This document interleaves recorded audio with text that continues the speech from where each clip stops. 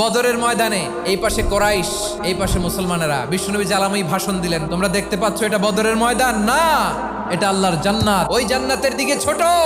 বিশ্বনবীর কথা শোনা মাত্র সাইয়েদনা উমাইর ইবনুল হুমাম বললেন বাখ বাখ, মানে চমৎকার। বিশ্বনবী বললেন মা ইয়াহমিলুকা আলা কওলিকা বাখ বাখ ইয়া উমাইর, আমার এই কথা শুনে তুমি কেন বললা বাখ বাখ?